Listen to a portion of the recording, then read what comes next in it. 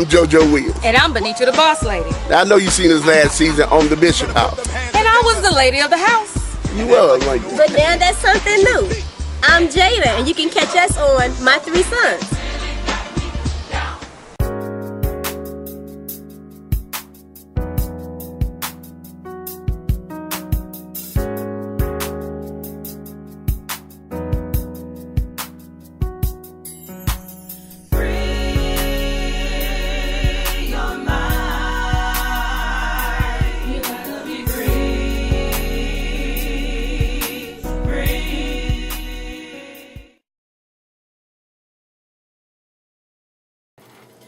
Hi, this is Benitra Calhoun with Inspired Christians Magazine TV right here in Greenwood, South Carolina at Rejoice 1090. And I am just so thoroughly happy and proud to be here with one of the most innovating men. How can I put it?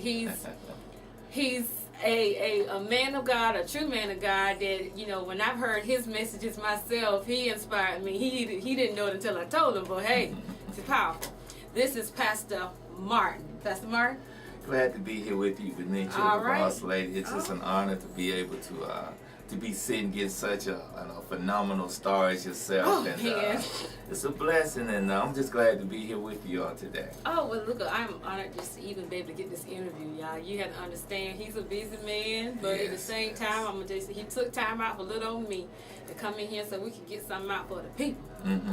Pastor Martin, give the people a little insight on who you are, pastor of the church you're at. Well, of course, you know, Pastor Martin, Herbert Martin of Greenwood, native here of Greenwood, pastors Rock Hill Baptist Church in Saluda, South Carolina. Been there going on now about 10 years and loves the ministry, Benitra. Church is growing. People are great. All right. And just thank God for the opportunity. Been preaching now since October 1999. You know, and been pastoring now there going on about 10 years. So we just thank God for what it is and thank God for the blessing. All right. Now, see, I have to ask you this. Now, Pastor Martin, not only people that you're going to hear this, he's not only the pastor of Rock Hill Missionary Baptist Church. He's also one of the radio DJs here at Rejoice 1090 in Greenwood, South Carolina, making a major impact right there on the airways. Okay, so Pastor Martin, so how long have you been with the radio station? Wow, I guess station been here now about 5 years since I've been here with them on this round. And yes, Pastor J, J Martin. All right, Pastor J. One with Words of Inspiration, 4:30 every day, weekday, and now we have the workout gospel mix show every Tuesday and Thursday. So, you know, it's just a blessing. And for me, the radio is ministry. You know, I enjoy this. It's ministry. You know, I love to encourage and uplift people. You know, the music is fine, but you never know who you're reaching out there. So that's what this radio is all about. All right. Now, see, Pastor Martin has what I call that smooth vocal sound and when he gives those words of inspiration, it captures you and it really, really just gets into you. You can't help but sit there and listen to him while you're driving on the road. Hopefully people are paying attention while you're driving too now, because I know you get to hearing that word when he's bringing it forth. And I'm going to tell you, when I heard him preach for the very first time. Boy, I mean, it was like he just jumped out of there and I was like,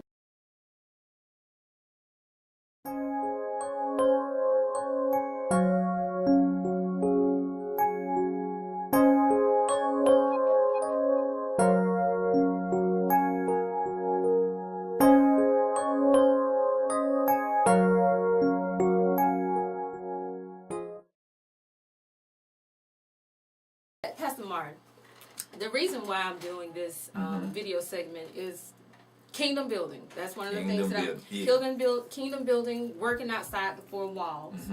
And tell me something. When it comes down to the youth of today, what is it that we're lacking in? You know, as far as just grabbing them. I think one of the things we're lacking in, especially from the spiritual perspective, is relating. Okay. You know, we forget where we come from. You know, and we forget that now where we come from, there's another generation coming behind that.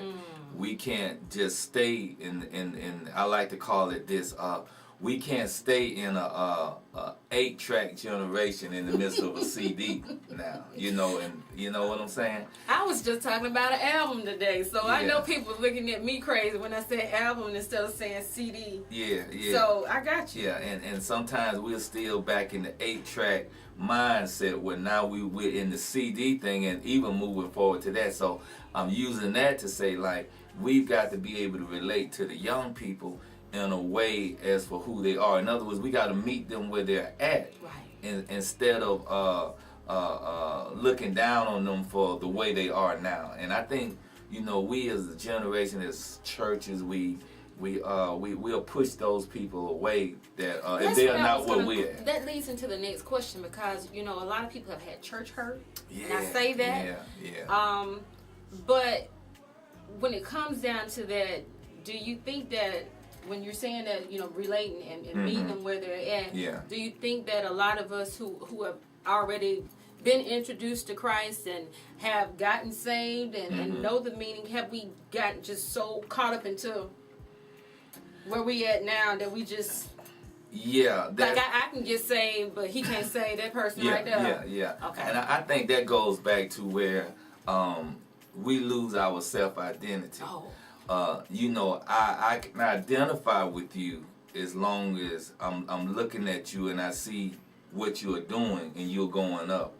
But the same one, when I'm looking at you and I'm identifying with you, whether you are a leader in the church or whether whatever, now when you fall, that identity, I was identifying with you as who you were, now it's almost like I lose that identity because I don't know you now, because the person I looked up to and looked at, the way people look at you is like, you know, you're supposed to be so perfect. And what I've discovered is that it's the same way with the younger people. It's like now what we have to do is take them in as they are. I just told some of my people a couple of Sundays ago is that what we have to do, you know, I'm against the young men with the pants sagging and all of that, but what you do, you get them in while they sagging. And then you work on them and teach them then about bringing them up, you know. And you got it's all. I'm not a fisherman, but it's almost like people go fishing. You got to know the right kind of bait to use to get the fish. Now see, that was making me think about something that I had said earlier.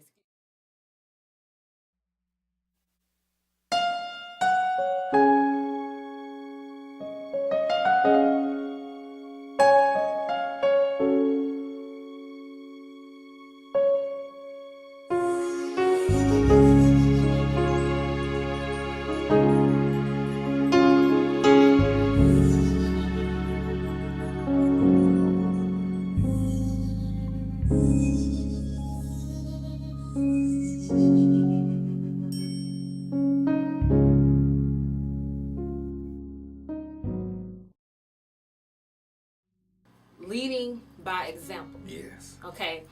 How can I expect a young person to pay attention to me and when I'm trying to tell them something right when I'm not actually 100% living by that exact, you know, setting? So it's just like saying, okay, well, don't you go over there and go into that place or mess with that situation right there, and then here I am to the side doing the same thing. Yeah.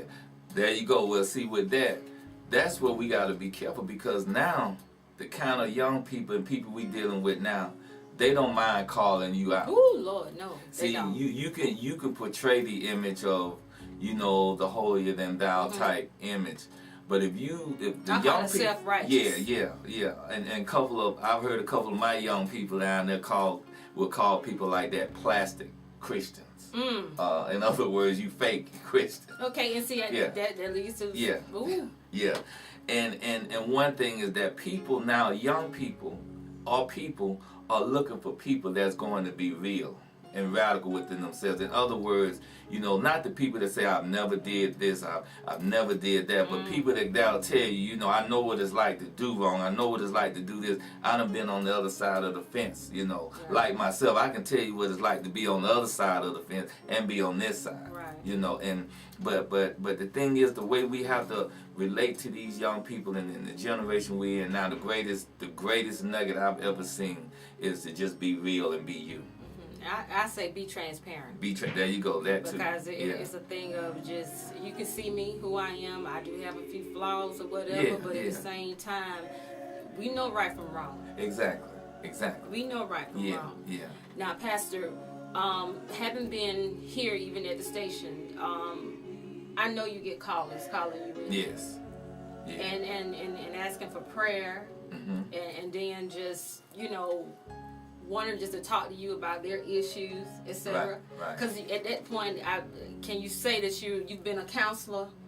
Yeah, and that comes along with what I do anyway, a counselor. You know, sometimes one of my greatest skills is a listener. Okay. I'm a great listener, a great observer, and a great listener. Okay. You know, I've learned that you learn more about people from observing and listening than from what they say.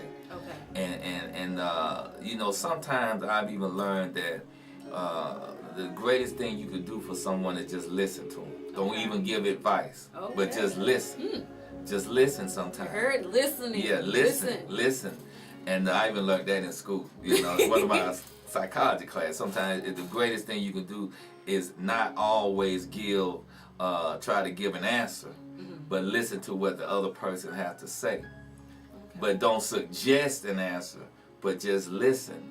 And then maybe along the way you can put little nuggets out there. So, you know, the greatest thing, listening. I've had to listen to some people, and then there's been times calls have come in just through the words of inspiration.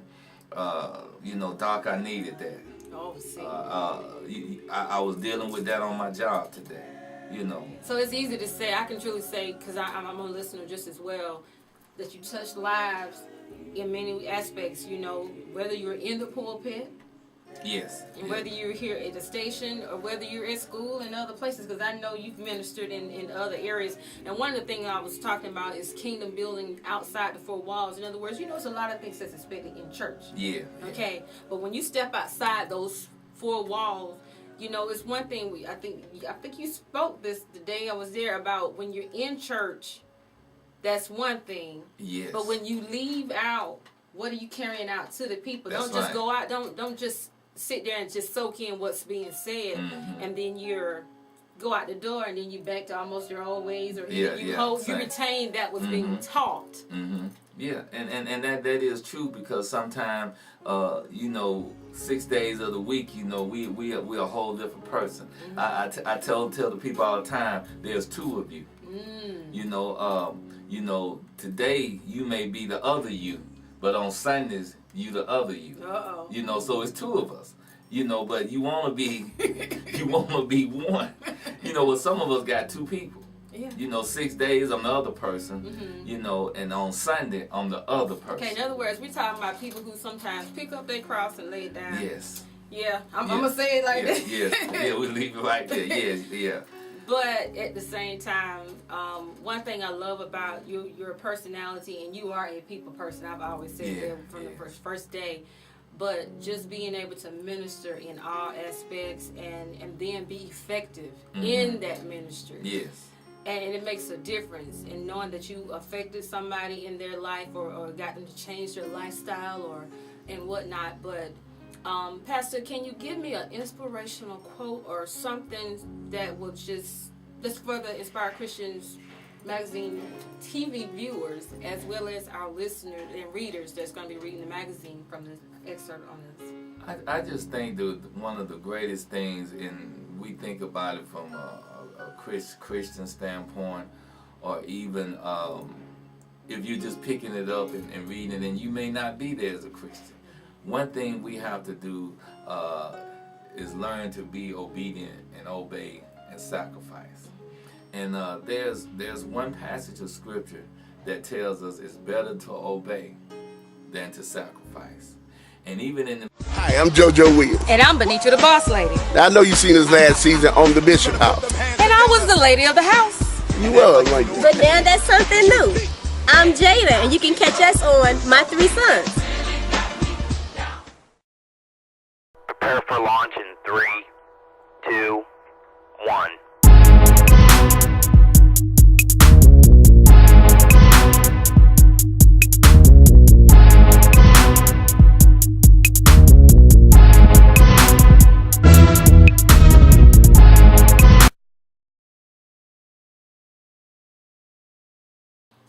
Pastor, can you give me an inspirational quote or something that will just further inspire Christians Magazine TV viewers as well as our listeners and readers that's going to be reading the magazine from the excerpt on this? I just think that one of the greatest things, and we think about it from a Christian standpoint, or even if you're just picking it up and reading it, and you may not be there as a Christian. One thing we have to do is learn to be obedient and obey and sacrifice. And there's one passage of scripture that tells us it's better to obey than to sacrifice. And even in the midst of all things in our life, we can take that and sit it in our life, because there are times that you choose not to do some things that you need to do. And it's a time when you have to learn to sacrifice, when you don't want to sacrifice. And sometimes, even in this with what you're doing, I know it's called for some sacrifice, some obedience, when you done had to stand alone by yourself. And most of the time when God is trying to take you to another place, a lot of times other folks can't go with you. Right. So therefore it puts you in a position to where now you've had to reposition yourself. And when we reposition ourselves, sometimes it comes to a place where everybody can go with us. So that I just say that it is better to obey than to sacrifice. And I think that's a great quote for you. Okay. In the midst of what you're doing right now. I'm soaking it in. Yeah. God is really, really moving and making some things happen. I'm very, very proud and ecstatic and excited about it. And one thing about it is not just being excited about the movement here, but just knowing the word is going forth in different aspects for different people. And I get to meet people all over anyway with what I do as far as on the acting side. Yeah. But to really, really be able to sit down and get that innermost thought and really be able to just really, really look at life itself, and then from a spiritual point, and make sure that people understand that, we're all different. Yeah, that's right. We're all different. God made us all still in His image, though. Yeah. So therefore, everybody has a difference, but at the same time, we all can help one another. Exactly. In the midst of everything that we're doing, we all serve the same God. Same God. Regardless, it's only one. Ain't but one. It's not but one. It's not but one. It's not but one. So, but it's been a blessing just to even to do what God said do. So hey. Yeah, and I thank God for you with what you're doing, because you are a phenomenal woman of many talents, many gifts. That don't even think about the projecting part of the plays and the singing abilities. My God, that's another whole thing in itself. But God is doing tremendous work with you, and I would just like to encourage you and even the rest the people that you work with, that God continue to touch y'all and bless y'all with what you all are doing, because you're doing it for the King. Yes, kingdom building. And if anything that you've seen today that can actually help you, I just pray that God shows you, or you hear a word or hear something even within just this segment that can help change or make a difference in your life, or either give you that push to go forth and do that what God has showed you, and because you know what He showed you to do. So you go ahead and do it. Stop running, because you know what happens when you run. Hey, you can't run. It's almost like, and it's good that you done went ahead and birthed this thing, because, I say a lot that a lot of times God has impregnated us with a lot of things to do. And the thing is, we got people in church that it has been impregnated with something to do. And I mean, they're still in the church 60, 70, 80 years old and have never birthed what God have put in them. And as a woman, if y'all only have 9 months to birth a child. So just imagine now going the majority of your life, God then impregnated you with something and you never birthed. And see, and one thing I have to say, coming behind you with that, when it comes to our youth, not just our seniors. Yeah. Our seniors, you yourselves have gifts and talents that can help some of these younger people. And they may think it's, because I'm going to tell you, I had to look at my dad and I look at some of the older people that's been inspiring to me. Yes. They have showed and Prepare for launch in 3, 2, 1.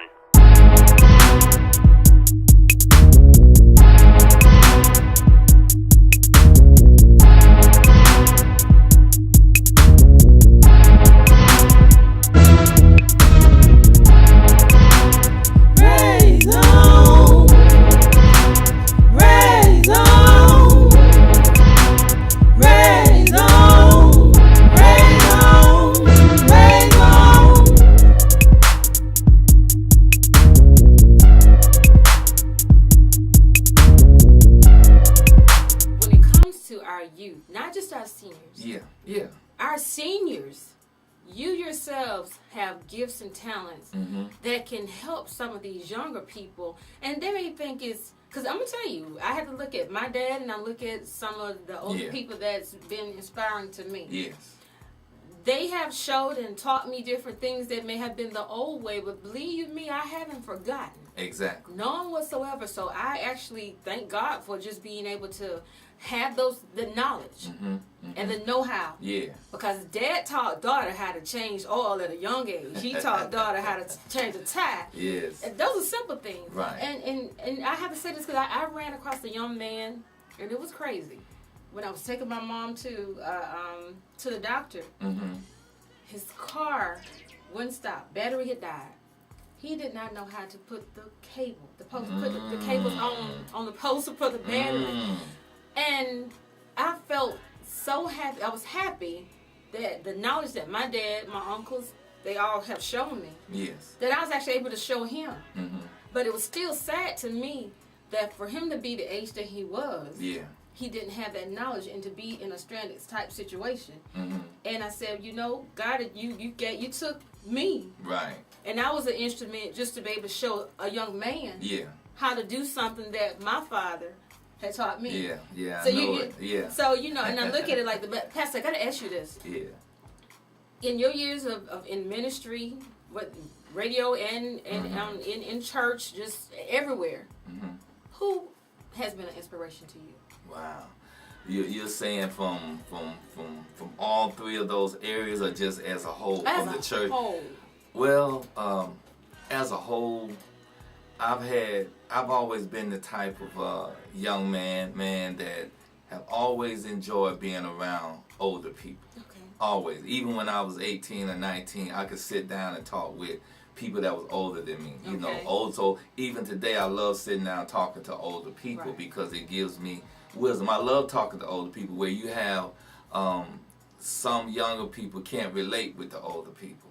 But I love talking to older mothers and older fathers because it's something I've been doing since I was a young person.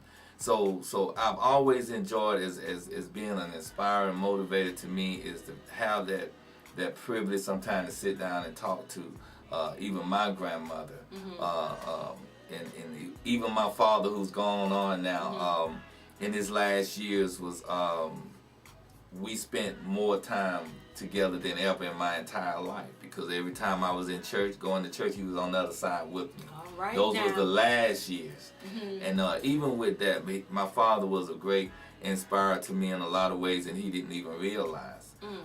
So, you know, and then from that point of view, and even coming into the ministry, you know, I still call him my pastor, he's not really pastor now, but I still call him my pastor because when I went in ministry under him. Okay. And Pastor Donald Brooks out of Aiken. Okay. Yeah, and I still consider him my pastor because I respect him like that out of a Second Baptist. Okay. Yeah. So with all of that, he was a great inspirer to me going into the ministry as well.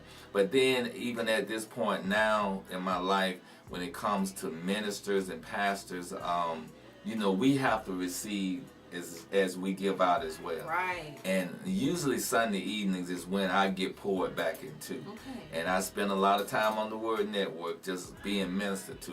One of my greatest inspirers in ministry is Bishop Noel Jones. All right. Love him, you know. Bishop Noel, Paul Morton, Bishop Jakes, all of those guys.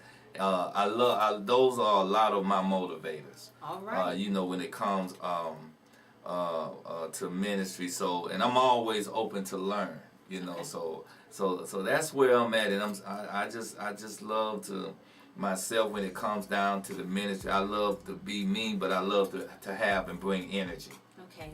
Yeah. Now, Pastor, what is one of your favorite songs? I have to Oh ask that too. wow, one of my favorite songs. Yes. Now he plays Yeah. different songs all the time. Now, I don't want anybody to get to the point of say, okay, well, I'm gonna just listen to that song because Pastor Martin listened to it. Yeah. No, because everybody has different songs that inspire them throughout the day if they get a chance to listen to it, or that they got it and they may wear it out, because we know when we get that CD sometimes we Yeah. just wear out one Yeah. song because that's the one we caught on. But what is your favorite song? I'm gonna go back as far as what was one of my favorites, because I love music. Right. But what was one of my favorite songs, and was back during a season of trial for me in my life. You know, after going through a season, was Marvin Sapp. Okay. I never would have made it. All right. And that was a time that I was going through a season where my father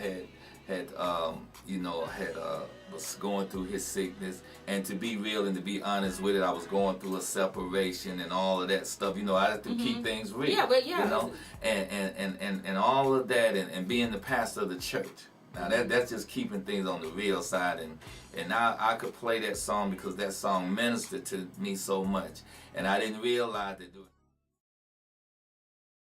Prepare for launch in 3, 2, 1.